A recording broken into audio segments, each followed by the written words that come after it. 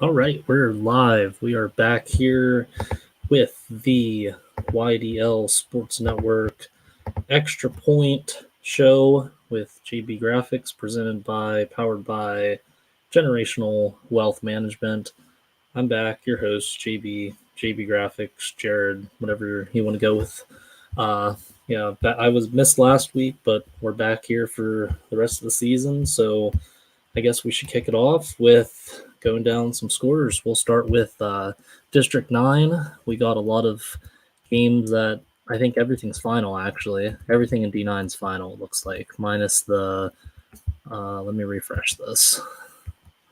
Okay, everything in District 9's final. All right, so we'll go District 9 first. Central Clarion 46, Montauk 14, Tyrone 21, Clearfield 14, Otto Eldred 39, Coudersport 18, Moshannon Valley 41, Kerwinsville 14, St. Mary's 34, DuBois 27, Elk County Catholic 33, Bucktail 24, Red Bank Valley 52, Kane 6, Karn City 15, Punxsutawney 13, Port Allegheny 42, Union AC Valley 14, Ridgeway 42, Smethport 6, Brookville 41, Bradford nothing, Brockway with a 21-20 win, Cameron County 52, Sheffield 0. In District 10, last known score, so this isn't final yet, Lakeview 35, Cambridge Springs 14, Cathedral Prep 55, Benedictine, something like that, from Ohio 7, Titusville 43, Maplewood 14, Eisenhower 35, Sagertown 18, Greenville 50, Iroquois nothing, Warren 12, Mercyhurst Prep nothing, Northwestern 20, Conneaut 0, Seneca 57, Franklin 3, Farrell 48, Sharpsville 7, Hickory 24, Grove City 14, Sharon 20, Slippery Rock 6, General McLean 22, Wilmington 19, McDowell 49, Meadville 19, Oil City 38, Hollidaysburg 21, Corey 32, Northeast 12, Fairview 27, Girard 24, Fort LaBeouf 28, Harbor Creek 17, Westinghouse 39, Butler 6. So those are all our final scores from District 9 and District 10. We have one game in District 10. Well, two games in District 10 tomorrow. We have Kennedy Catholic at Mercer and St. Francis, New York at Erie. So those are our scores for tonight in the District 9 and 10. Andy's going to be on here shortly. He said he's got some video he's going to upload. He was actually at the what game was he at? He said Farrell Sharpsville game, so he's going to have some content from that.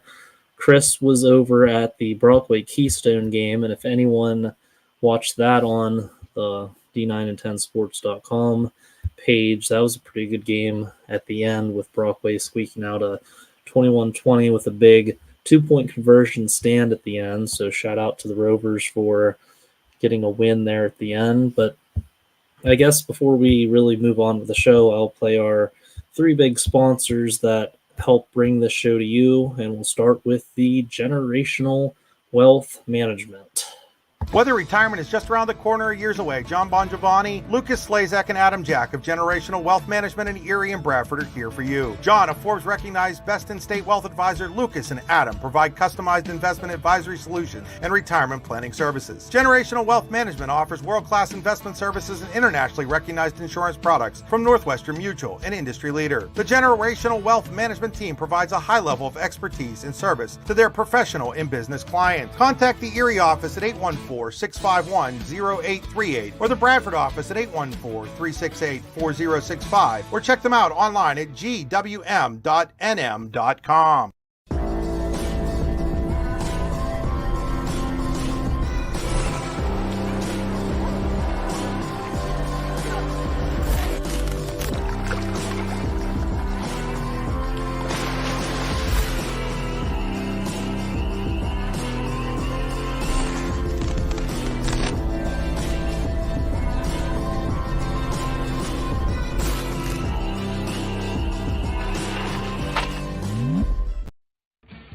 recipe for surprising the kids, treating yourself, and ditching dish duty?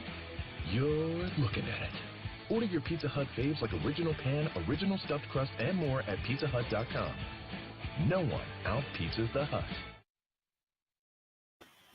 All right, so those were our big sponsors that we have on there. We had Generational Wealth Management, John Bongiovanni, Lucas Slazak, and Adam Jack of Generational Wealth Management in Erie and Bradford are here for your investment needs. They offer world-class investment services and internationally recognized insurance products from Northwestern Mutual, an industry leader. Find out more at gwm.nm.com. We also want to give a big shout out to Pizza Hut of Clearfield, Clarion, Brookville, DuBois, St. Mary's, Grove City. No one out-pizzas the Hut. And Warren County Visitors Bureau, Pennsylvania's all-season destination. Warren County, simple, pure, real. All right, so yeah, we're kind of waiting on Andy here. He was looking for some good service here to join us on. I know I had reached out. We're going to try to get some St. Mary's kids on. I just texted their coach, waiting on those guys. They had a big win over DuBois today, so that seemed like it was a pretty good game, a 34-27, so I'd kind of like to see how that game kind of shook up, especially with both those teams coming off of tough losses last week, so whoever won that game, that was definitely a big momentum swing for either of those guys. Karn City Punxsutawney looked like it was a pretty good game, 15-13. Ridgeway's back on a winning streak. They won their first game last week, and then they followed it up with a 42-6 win over Smethport. And what else looked like a good game here? Elk County Catholic 33, Bucktail 24. Seemed like it was probably pretty close. Otto Eldridge with a 39-18 win over Coudersport. That's a big win for the Terrors, as Coudersport was on a three or four game winning streak. So that was definitely a game I didn't expect to go that way. So shout out Otto Eldridge. As I alluded to earlier, the Brockway Keystone game earlier, that was definitely a big game for the Rovers and kind of get back on the. Sorry. That was my dog. Yeah, and Port Allegheny with a 42-14 win over Union AC Valley. So Port Allegheny goes into next week with a win. Hold on, I'm going to go to a ad real quick while I answer this.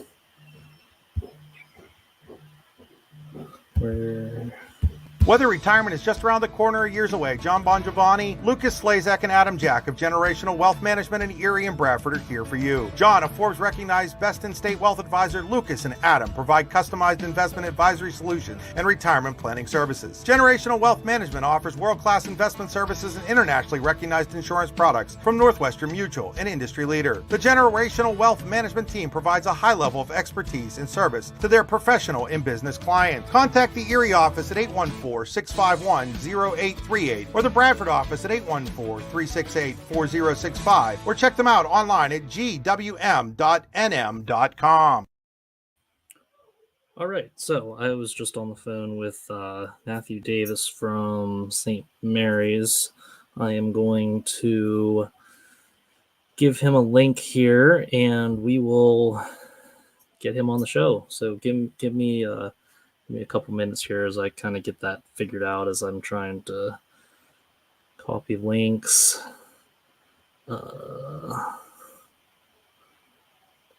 That's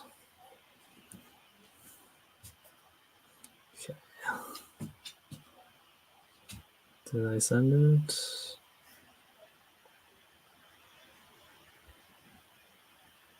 Okay, so the link is sent, and we will give it a few minutes, and we'll hopefully get him on. So in the meantime,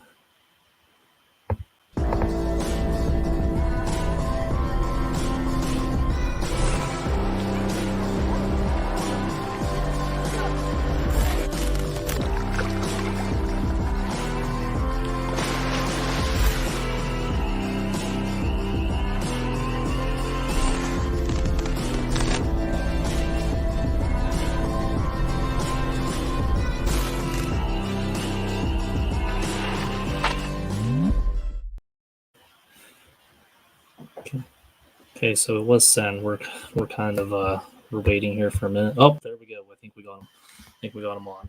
All right, hold on. Hey, what's going on? Oh, not much, man. How are you? Oh, I'm doing good. I'm doing good. You guys had a big 34-27 win against Du Bois tonight. Oh yeah, big one. Yep. Yeah, I was kind of like talking about that a little bit on the show. You know, both St. Mary's and Du Bois both came off of some frustrating losses. I would say, like frustrating for you guys last week. Probably Yeah. frustrating. Yep. You had what was it, homecoming night also tonight? Yep. That's awesome. So, what break down the game a little bit for me? What went on during that game? I saw it was pretty close. 34-27, one score game.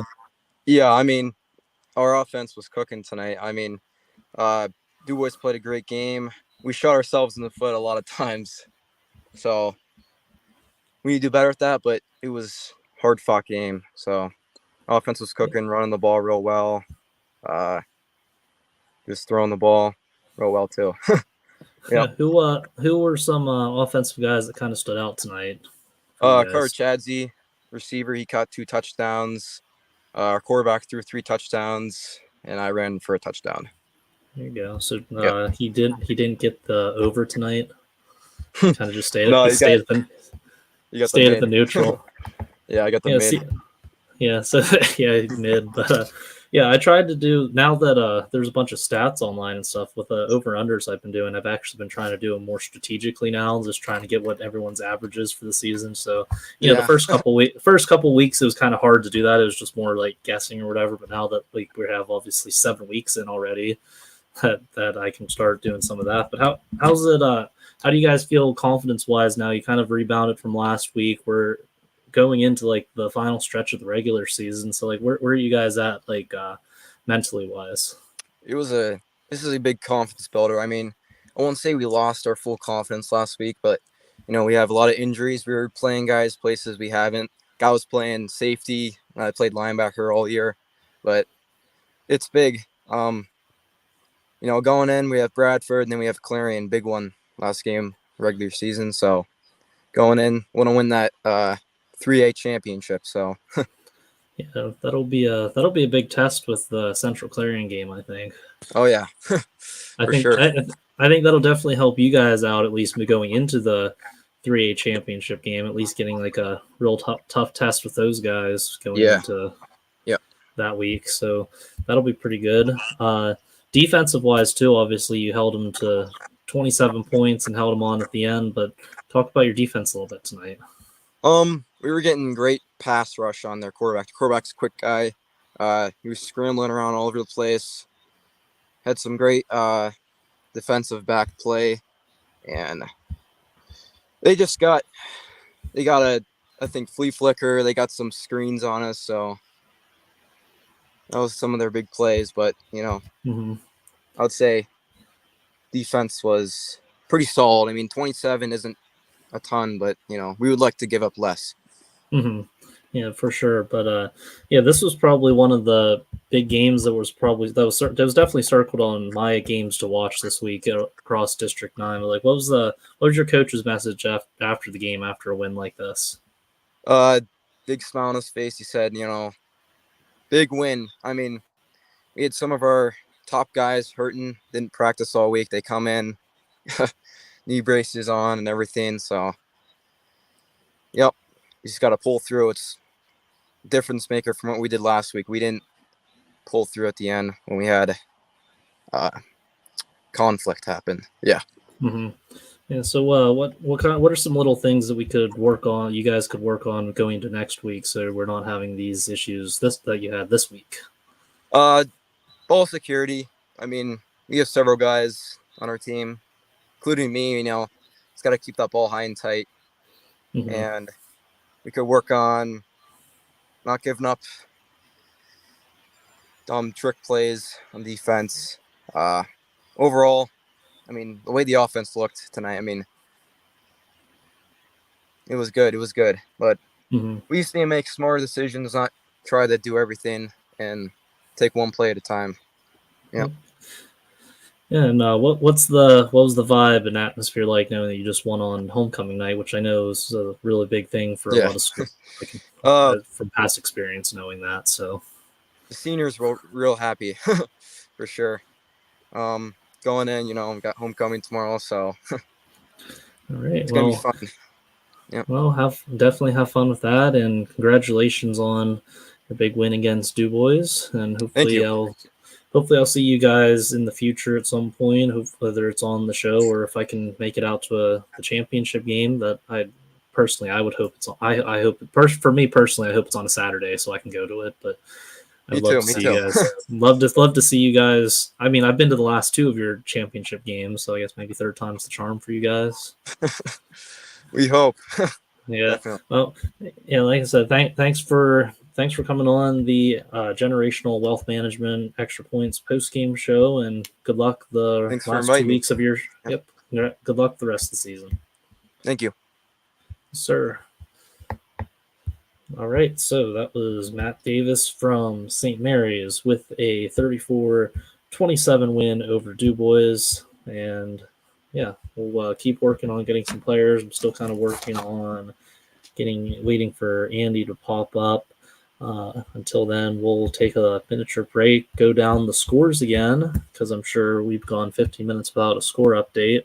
So if you're just tuning in, bear with us with this quick ad we're going to play, and then we're going to go down the scores again. Whether retirement is just around the corner or years away, John Bongiovanni, Lucas Slazak, and Adam Jack of Generational Wealth Management in Erie and Bradford are here for you. John, a Forbes-recognized best-in-state wealth advisor, Lucas and Adam provide customized investment advisory solutions and retirement planning services. Generational Wealth Management offers world-class investment services and internationally recognized insurance products from Northwestern Mutual, an industry leader. The Generational Wealth Management team provides a high level of expertise and service to their professional and business clients. Contact the Erie office at 814-651-0838 or the Bradford office at 814-368-4065 or check them out online at gwm.nm.com.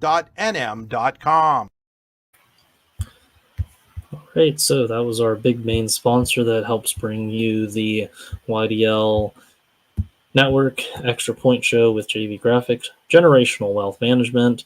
We're going to go down the scores again for everyone, and we're going to mix it up. We're going to start with District 10. So let's go down the list. We got Lakeview 35, Cambridge Springs 14, Cathedral Prep 55, Benedictine, Ohio 7, Titusville 43, Maplewood 14, Eisenhower 35, Sagertown 18, Greenville 50, Iroquois nothing, Warren 12, Mercyhurst Prep 0, Northwestern 20, Conneaut 0, Seneca 57, Franklin 3, Farrell 48, Sharpsville 7, Hickory 24, Grove City 14, Sharon 20, Slippery Rock 6, General McLean 22, Wilmington 19, McDowell 49, Meadville 19, Oil City 38, Hollidaysburg 21, Corey 32, Northeast 12, Fairview 27, Girard 24, Fort LaBeouf 28, Harbor Creek 17, Westinghouse 39, Butler 6. On to District 9. We'll go Cameron County 52, Sheffield 0, Brockway 21, Keystone 20, Brookville 41, Bradford nothing, Ridgeway 42, Smethport 6, Port Allegheny 42, Union AC Valley 14, Karn City 15, Punxsutawney 13, Red Bank Valley 52, Kane 6, Elk County Catholic 33, Bucktail 24, St. Mary's 34, Du Bois 27, Shannon Valley 41, Kerwinsville 14, Otto Eldred 39, Coudersport 18, Tyrone 21, Clearfield 14, Central Clarion County 46, Montauk 14. There are your District 9 and 10 scores on D9 and 10 Sports. The Pizza Hut District 9 and 10 Football Live Scoreboard Week 7, 2022. So yeah, those are our, if anyone actually looked at that, we do, someone decided to make some colors on there for the teams. I don't know if that's on my computer or if everyone sees that. So I think that's kind of cool that we added some color onto that. And it looks like a lot of them actually match up with the colors of the teams. So that was kind of a cool ad that someone decided to do. Looks like we got Andy on. Hey, what's up? I think we got him on.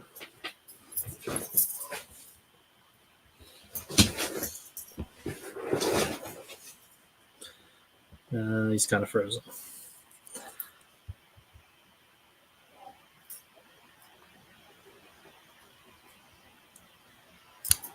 He'll get back on in a minute.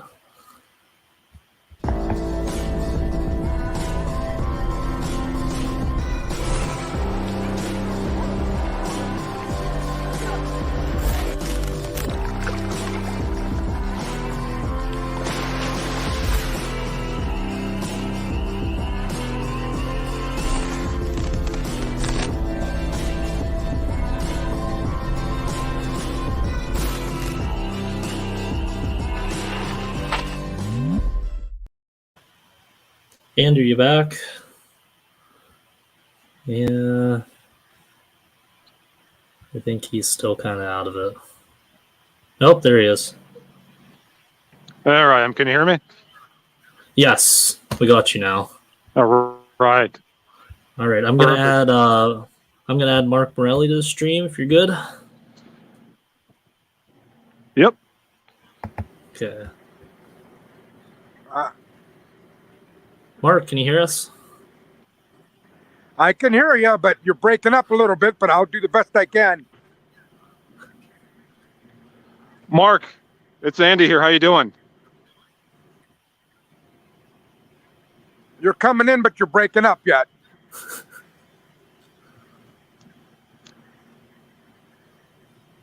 Can you hear me at all? Mark, can you hear me? I can hear you. I can hear you. All right. Well, hey, Mark Morelli, Warren head coach. Mark, first of all, congratulations on 100 wins. Well, thank you very much. Again, I got to give credit to the kids and the coaching staff. They played one heck of a game tonight, and 12 nothing shutout. Those shutouts don't come very easy. So I tip to the hat to my staff and the kids. Yep, I know it's not, you're not a guy to give yourself a pat on the back. So just take me through the game tonight, and especially the defensive effort of your team tonight. Well, it's kind of fitting that because I'm a defensive coordinator, that defense was kind of the rule tonight, and Johnny Corbett kind of got things rolling for us, and he had an interception rate, returned it down to the 1 yard line, and our offense was able to punch that in for the first touchdown. And from there on out, our defense just took over the game, basically. Bend but not break philosophy. We did a lot of pressure. We didn't allow them to get big gains, different things like that. So, again, it's a credit to the kids. It's a credit to Nick Panucci in doing some of the things he does with our defense. It gets everybody lined up to play in the right places, and it paid off. Our preparation and our attention to detail is what was the difference tonight. And Mark, just talk about how you're above 500 now at 4-3 through 7 weeks. Just talk about this team's ability to kind of stick with it and really battle. Well, I think one of the keys to being 4-3 right now is the last 3 weeks our defense has only given up 14 points, and that's been a big key to our turnaround. I think the other big key to the turnaround is just the kids in general. Our team leaders, our captains stepped up. They took a role. They participated in a team meeting a few weeks ago, and they kind of took charge. And ever since then, our kids have been playing football the way they're capable of playing. They're starting to digest things that we're telling them. They're focused on what they're doing. And it's paying off the last couple of weeks, last week the offense shined 36-7. Tonight it was the defense's turn. So right now we're playing good team football.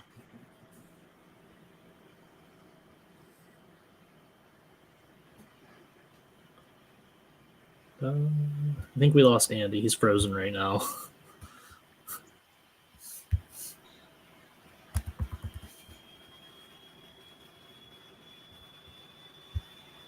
Okay, I'm still here. Yeah, I think we lost Andy here. I can see him on the screen, but up there now he just moved. Okay. Hold on. You want me to hold? Okay. Yeah, hold on 1 second here.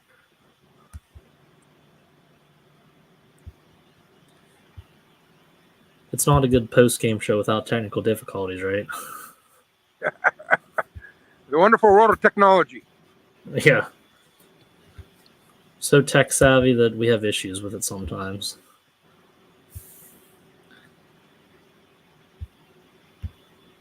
I still see him moving. It's just it freezes every second here.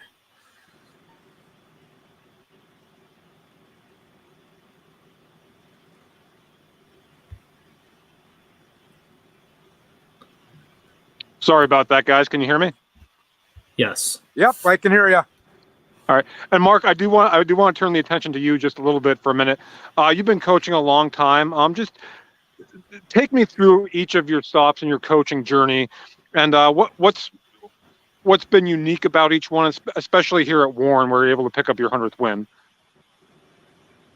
Well, I don't think in 1980 when I started to coach that I had any aspirations of coaching for 42 years and being in the position I was in tonight. That's for sure. But as the years have gone on, football has just been a passion of mine. Some people like to hunt, fish, golf. I like to coach football. It's a great game. It's a great learning tool for young kids today. I get a lot of enjoyment being around the young kids and different things like that. I came from a great program at Ridgeway for a long winning tradition. I never expected to leave Ridgeway, but sometimes things happen the way they happen in life and you move on. Cameron County was a unique experience because it was a small school and we didn't really have a lot of talent. And, when that folded up, the Warren job came open and I was interested in it. I applied for it. There was a challenge. I knew it was going to be a challenge coming in. But, the school has been very supportive. The key has been our coaching staff. We've been able to keep our coaches together for 6 years. And when you have stability and continuity like that, it generally pays off in a big way. But even with a solid coaching staff, you still got to have some kids that can play football. And we're lucky at Warren that we got some kids that are dedicated and want to continue to improve and they want to continue to get better. And, right now we're sitting at 4-3. We've only had one losing season in my 6 years. So hopefully we can keep that going and keep the journey of coaching in a positive manner. All right, Mark. Well, this is a first for you getting interviewed like this on the bus. I want to thank you for taking a few minutes, and I've known you a long time, and congratulations on your success, and we'll talk again soon. Thank you for your time, Andy. Take care. Keep up the good work. Yeah. Thanks, Mark. All right. Good night. Thanks, Mark. Night. All right. Looks like we got Brian. I don't know if he's ready to hop on yet or not. Nope, he's not ready to hop on yet. So let's take a quick ad break here, and we'll continue on with the show. Whether retirement is just around the corner or years away, John Bongiovanni, Lucas Slazak, and Adam Jack of Generational Wealth Management in Erie and Bradford are here for you. John, a Forbes-recognized best-in-state wealth advisor, Lucas and Adam provide customized investment advisory solutions and retirement planning services. Generational Wealth Management offers world-class investment services and internationally recognized insurance products from Northwestern Mutual, an industry leader. The Generational Wealth Management team provides a high level of expertise and service to their professional and business clients. Contact the Erie office at 814-651-0838 or the Bradford office at 814-368-4065 or check them out online at gwm.nm.com. All right, Andy, those were that's our big sponsor we had, Generational Wealth Management. You told me you were at the Farrell Sharpsville game tonight, Jared. All right, how was that game? Well, it was, Farrell was impressive. It was the game was actually at West Middlesex and Sharpsville Co-op on football, so it was their homecoming. and quite a bit of rain down here in Mercer County. It was 20-7 Farrell at halftime, and Farrell took the opening drive of the second half, chewed up almost half the third quarter clock, and scored a touchdown. After that, it was game over pretty much. Got it almost all done on the ground. Kylan Wilson and Cabron Smith, 3 touchdowns rushing each. Wilson and Brandon Chambers both over 100 yards rushing for the Steelers in a game that was for first place in Region 3. And the Steelers, a state semifinalist last year, and they certainly look every bit the part again this year. Cool, and I see that you got a Wilson interview on here. Yep, I do. We can go ahead and play that. Right. Man, that was smash mouth football from you guys. How much pride you take in just really kind of running the ball down their throats there in the second half? It took a lot of pride in me. The linemen came out blocking very good. The hard work and dedication they put in, I appreciate them. Shout out to the linemen. We're going to keep on doing that. And just how good has your offensive line been for you guys this season? Our offensive line been great for us. I like the way how they come out, they work hard. Even if they mess up, they keep going. They don't be down. They keep going throughout the whole game, and they just keep on going whatever they got to do. And you guys dominated the first half, but still only a 2-score game. How important was it to take that opening drive in the second half and score there? Us going into like the locker room at halftime, we was thinking like we gotta step it up more. It's a little slippery out here. As our feet work is a little off. We just gotta make one move and go. We can't do all that extra stuff. Any extra adjustments you have to make, with the wet field there? Probably like getting better, a little bit more better cleats, and like just working on our feet with short type of steps, And I want to turn the attention to the defense. Apart from the block punt they have where they scored on the 4th down, you guys shut them out. Just how dominant was your defense tonight? Our defense, we really didn't want them to score down there. It took a lot of us in it. When they scored, it made us a little mad, but that's why we came back out in the second half. Like, we got to eat. We came out dominating, coming hard off the ball, making great tackles, and we came to work. And overall, just thoughts, 48-7, a big win. You guys take control of the region. Yes, that's a great thing to do, but we don't focus on that. We always focus on states. We're trying to get to the rule keys. Another big one with Sharon next week. How much are you guys looking forward to that one? We're looking forward to it a little bit. We're not really too much worried about it. We're worried about states. We're trying to get to the rule keys. All right. Well, hey, thanks. Big win tonight. Congratulations. Thank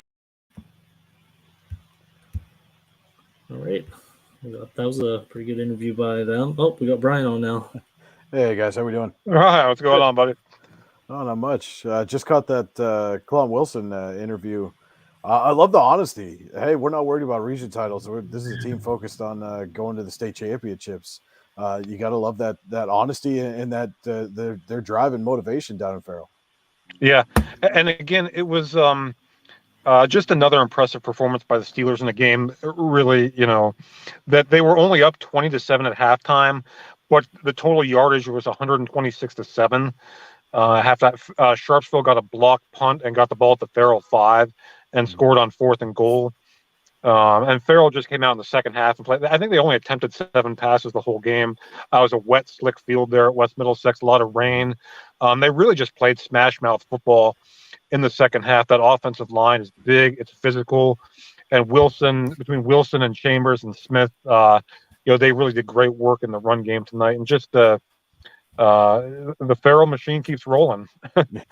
Well, again, they're coming off a game where Cabron Smith had a school record 400 yards passing, and then all of a sudden they turn around the next week and they're just running it down Sharpsville's throat. I mean, that just shows you how dangerous this Steelers team is. Yep, and it looks like we got another guest, I think, Jared. Yep, we got Carter Chadsey from St. Mary's. What's up, Carter? Hello.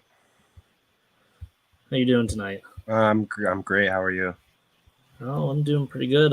You guys definitely are doing pretty good. A big 34-27 win over DuBois. Yep. Great win. Yeah, I was just talking to your buddy Matthew Davis a couple minutes ago, but both teams going into this game had some pretty frustrating losses, I would say, last week, and you guys kind of rebounded pretty well on homecoming night. So just talk a little bit about the turnaround this week and the win tonight. Yeah. Last week, a lot of injuries, a lot of big play mistakes, big things that just shouldn't have happened. Pretty much digging ourselves a hole. And our whole focus in practice this week was making sure we probably did 150 up downs a day to stop those offsides and personal fouls and just stuff like that, stop stupid stuff like that. So that was our main focus.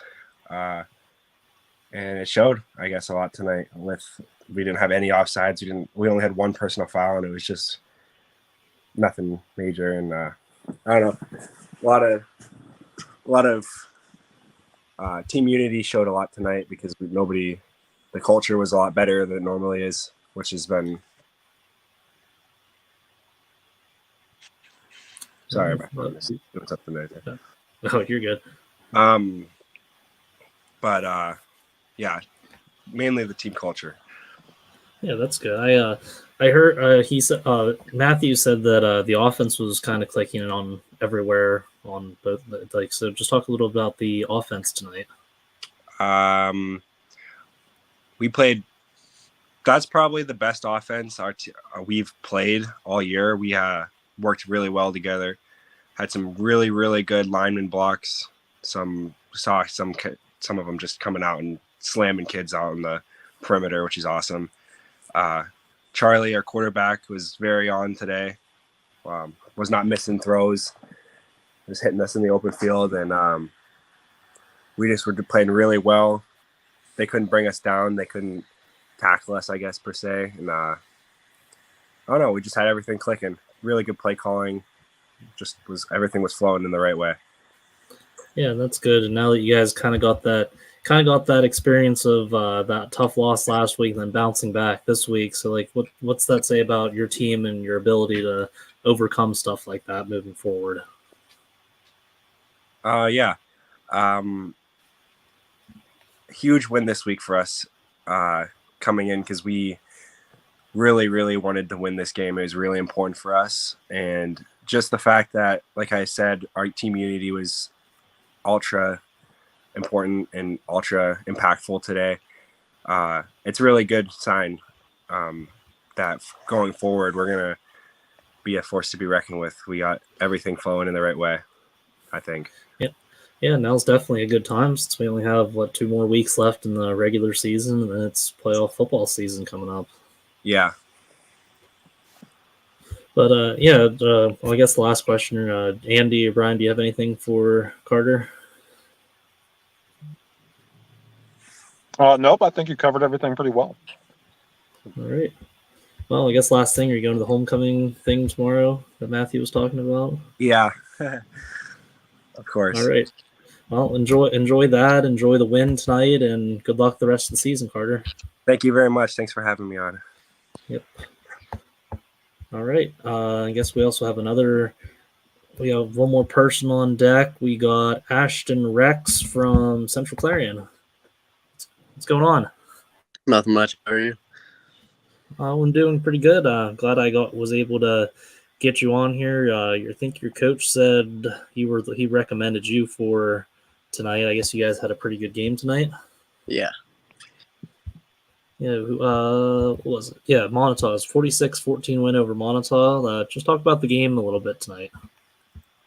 Well, our first half was stumbly.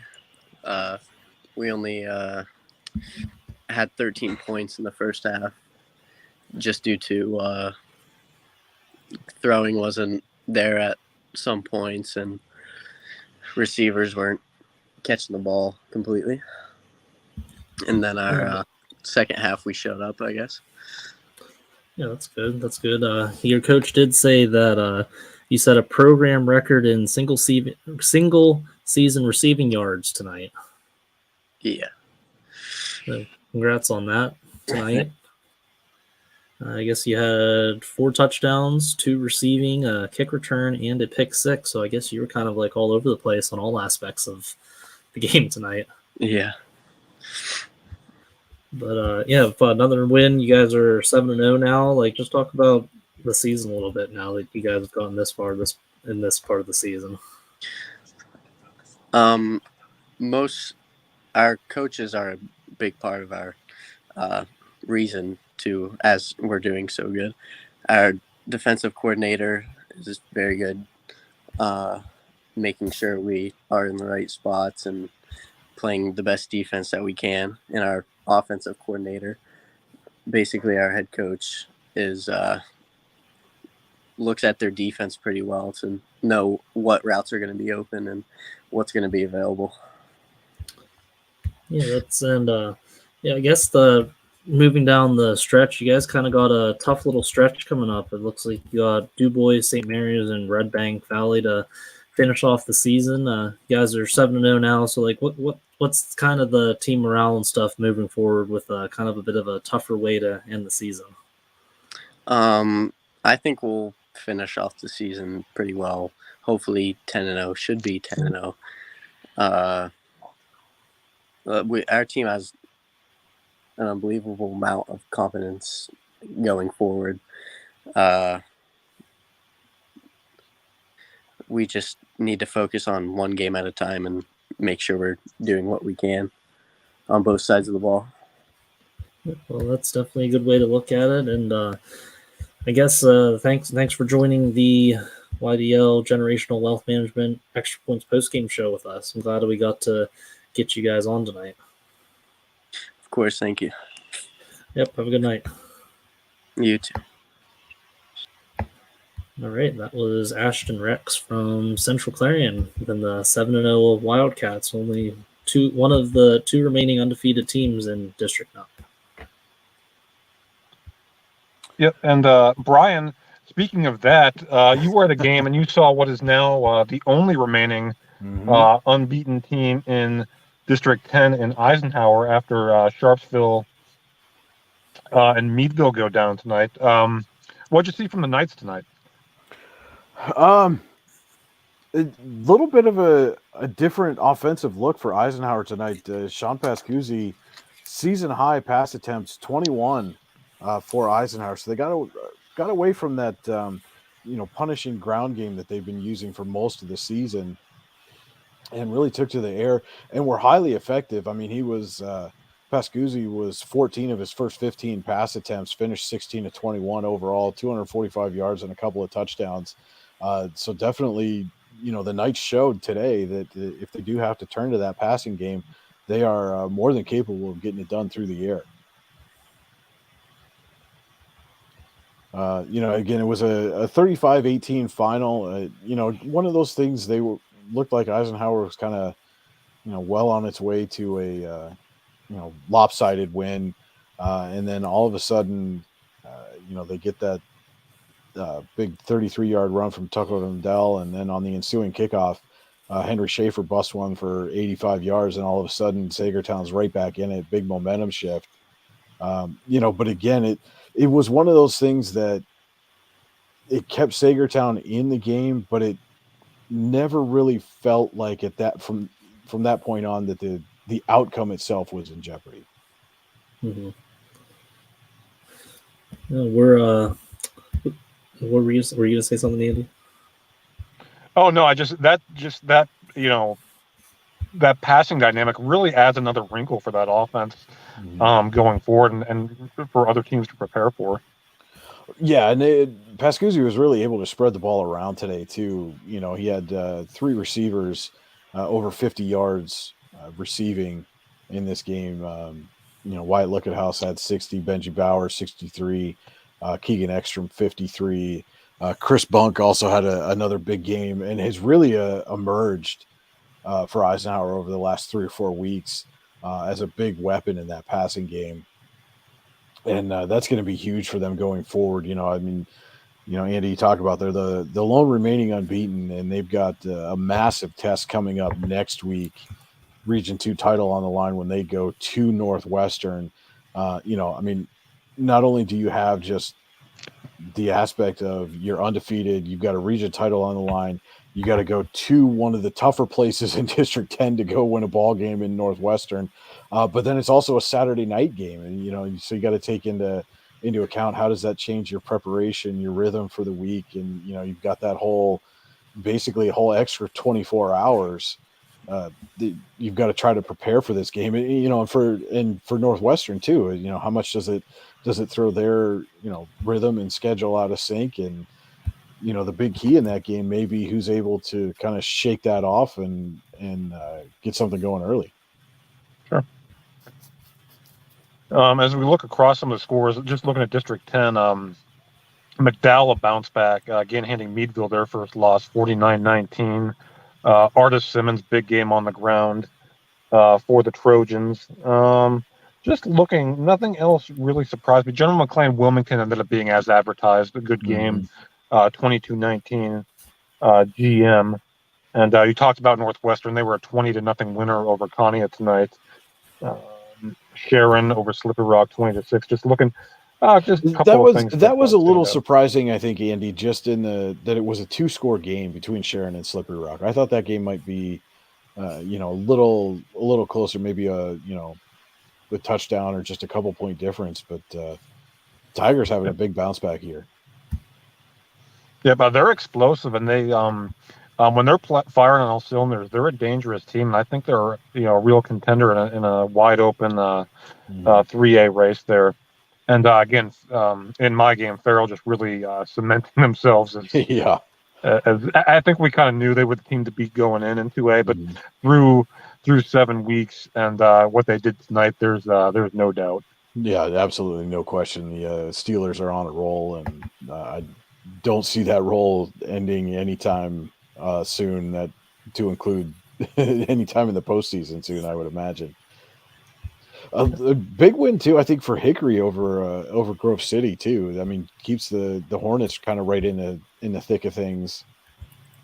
Yeah, but those teams outside of Farrell, those teams in Region 3 just really beating up on each other. Any given week, I think you're seeing anybody again can beat anybody. And Hickory showed that tonight, coming in just 2-4 coming into the game tonight. But you felt like they were better than that.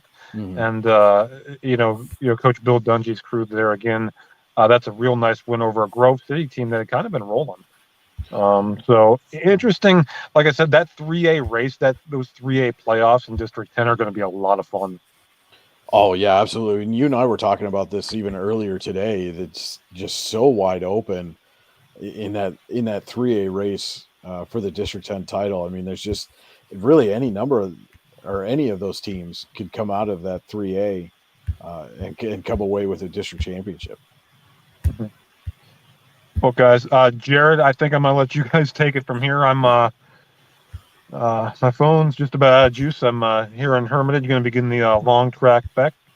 But I guess any final thoughts or any questions you have for me?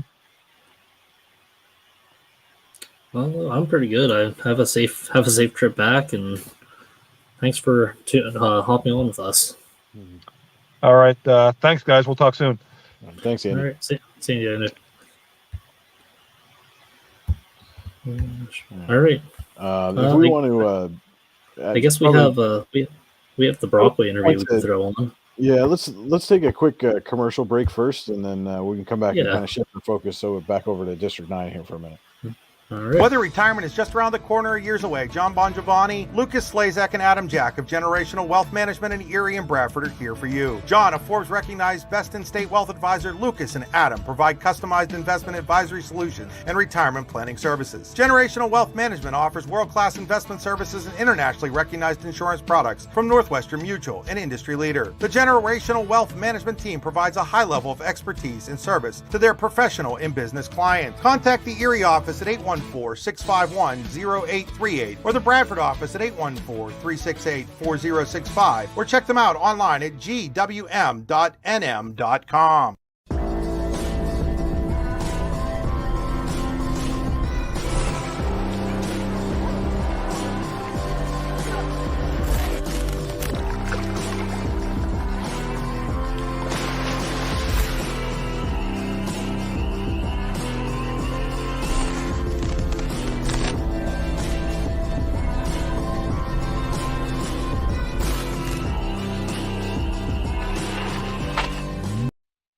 What's the recipe for surprising the kids, treating yourself, and ditching dish duty?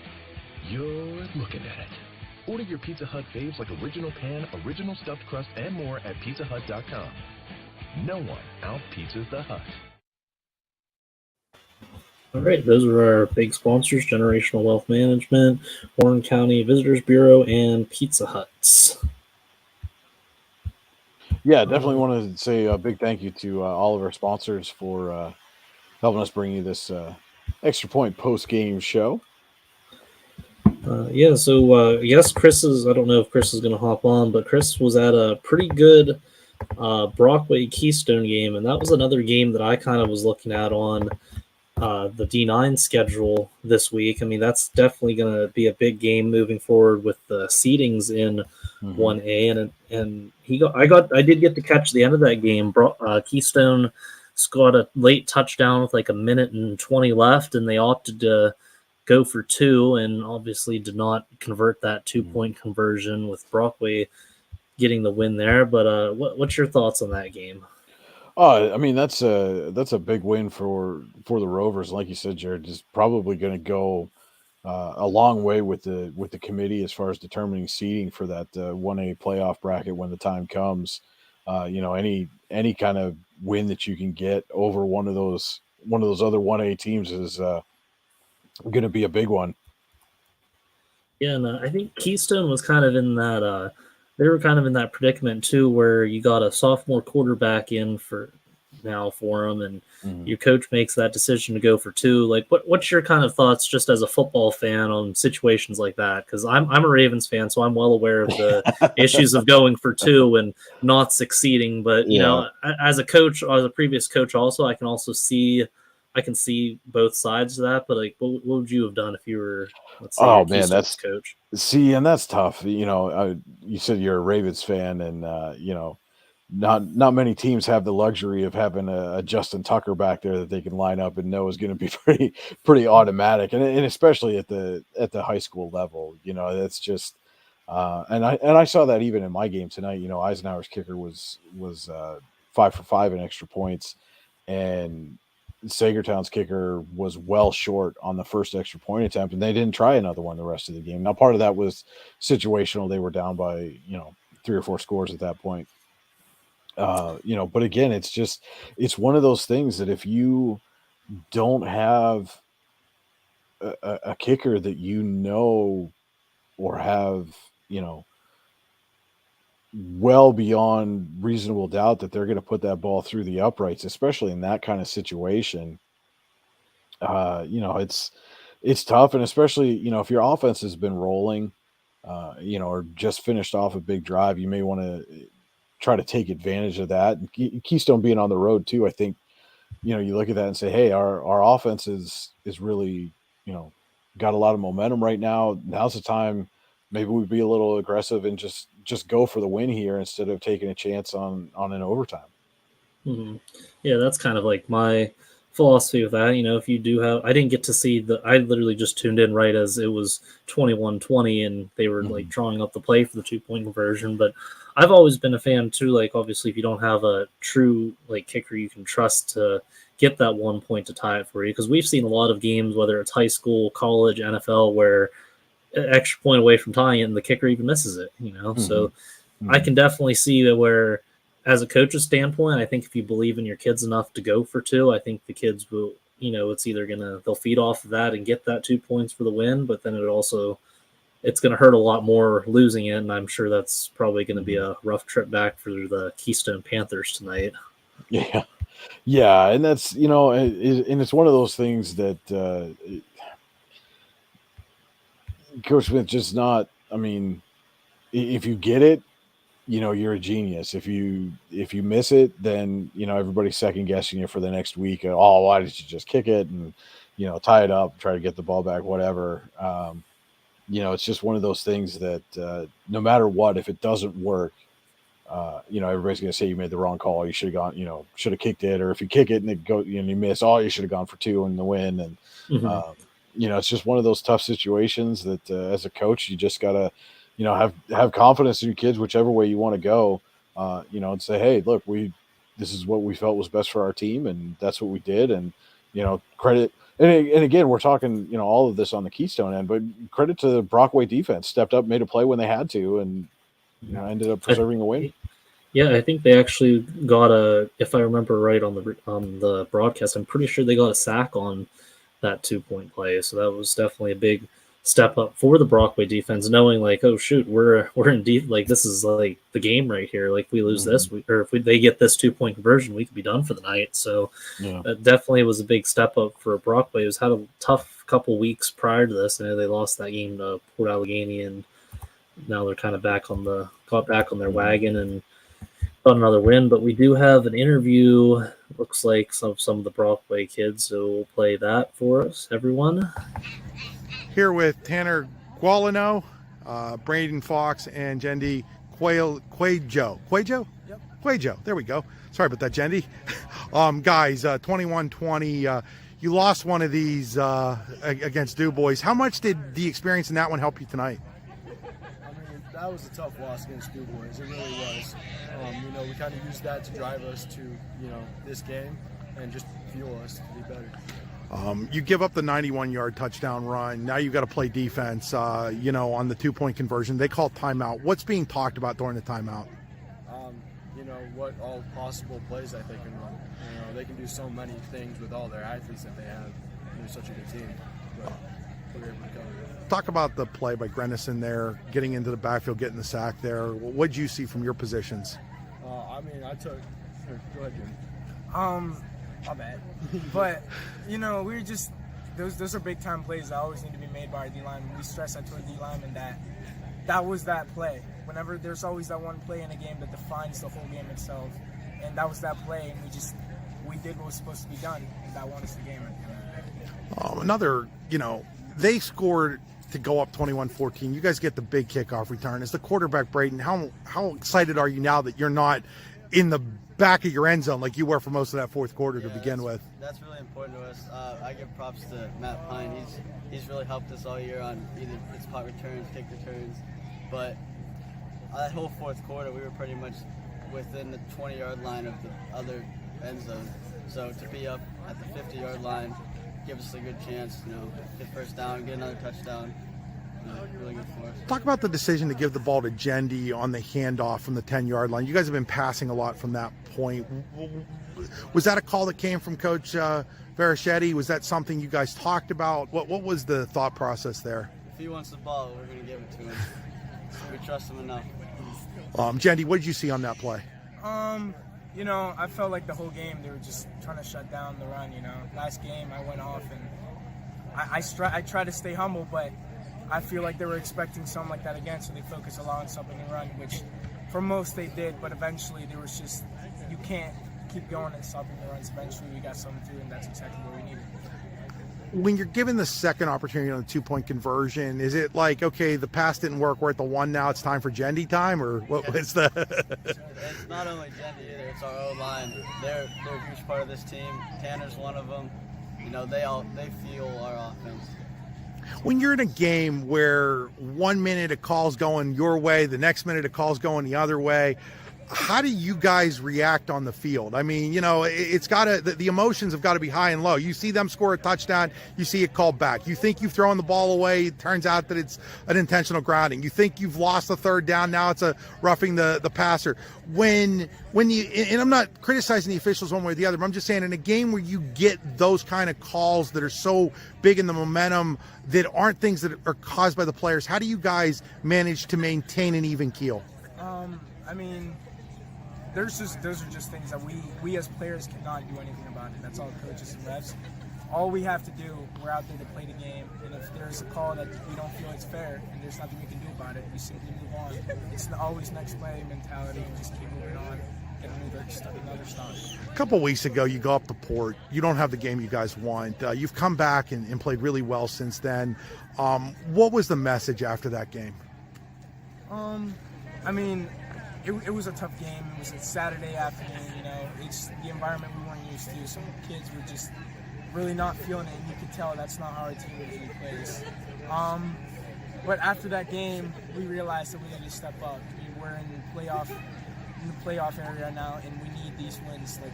We really need them. So, again, we did what we needed to do, and we won this game. Yeah, it sounds like a pretty good Brockway team right there. And Chris actually brought up a good point there. They were in that close game against Du Bois earlier in the season. I guess that kind of did carry over to this close game against Keystone. Yeah, I mean that's certainly got to be sitting in the back of your mind if you're in that situation again. Hey, what did we learn from this previous experience, and how do we fix it? Obviously from Brockway's perspective, how do we fix it so that we don't end up with another tough loss? And then one of the other things that Jendi said there, an interesting point, as Andy and I were talking about earlier with the Eisenhower Northwestern game next week being on a Saturday night, where he talked about that game at Port Allegheny. It's a Saturday afternoon and kind of just threw off their rhythm a little bit. So, you can see the routine of football, I think, is so different than any other sport, really, because you're only playing once a week. And things that throw off that routine, it just throws everything off, because you get your body set in such a way that it's like, okay, it's Monday and we're going to break down film and maybe do a workout, and then Tuesday we know we're going to work offense and defense on Wednesday and special teams on Thursday, and then it's game day, and then we have that whole extra day in there. It can really throw off a team's rhythm. Yeah, we're all creatures of habit, and especially with football too. Because I know back in my playing days, like Monday was this, Tuesday was this, and then we get to one of those Saturday games. Like our coach always did this thing that just messed with us, so that we were like, well, Tuesday's Monday, Wednesday's Tuesday, and I was like all confused and all that stuff. But it made sense going into that. But you kind of brought up Port Allegheny, and this is one of the last things I wanted to bring up before we wrap up the show. So next week, I think, is no secret. Everyone knows that Red Bank Valley and Port Allegheny play next week, and I think that's probably going to be one of the biggest 1A games next week, if not in the entire season, just because you got arguably the two best teams right now in 1A. So we're kind of getting like a possible 1A championship preview. So what are your kind of thoughts on that? Yeah, I mean that's in week 8, that's about as big as it gets. When you got two teams that are, both on a roll as both of these teams are, it's going to go a long way towards determining playoff positioning, going to go a long way towards, that mental advantage if they do meet each other again, in the postseason, knowing that, whichever team comes out on top has, hey, we beat these guys once already. You get that kind of mental advantage. It can be huge, especially in the postseason.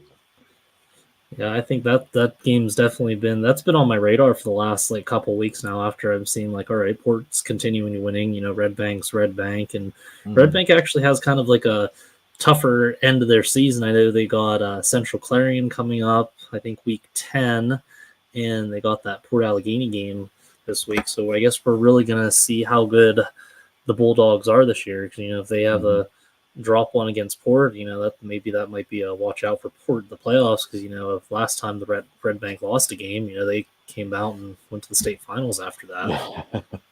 Yeah, it was funny. I was actually talking to Eisenhower coach Jim Penley about that. You get at this point in the season and you're undefeated as they are, and sometimes you get a little bit of extra pressure. And I asked him, is it maybe better to kind of do what Red Bank did a year ago, coming into the season with, sky high expectations all around that program, and then have Keystone come out and just punch you right in the mouth in game one and deal you a loss? Does that maybe take some of that pressure off? And he said, yeah, absolutely. That can lead to that and show the kids in week 1, hey, hype is hype, but we got to go out and do it on the field. So. Yeah, and I'm a big fan of the Red Bank players, just because every time we get one of these guys on the show, or just talking to them in general, they all have a really good team morale around them. They're just focused on the next week ahead. They're not focused like how I'm looking at it, like, oh, they got Central Clarion in a couple weeks or whatever. They're just looking at, all right, we got Port Allegheny. They probably don't care what their record is. They just know that they're traveling up north and have to go take care of business. But you kind of mentioned pressure. I think with the group of seniors that they have and how much experience they have in pressured situation games, I think that's going to show here in the postseason and moving forward. I think they're going to take care of business, and play Red Bank Valley football that they've been doing this whole season. Well, I mean, it helps, even some of those guys who maybe weren't necessarily, big contributors a year ago, just making that run and seeing what it takes to get into that position and how much work you have to put in and how focused you have to be from week to week, can certainly go a long way towards building some of that program sustainability, for some of those kids that are coming up. Like, okay, hey, this is what it takes, this is what we have to do.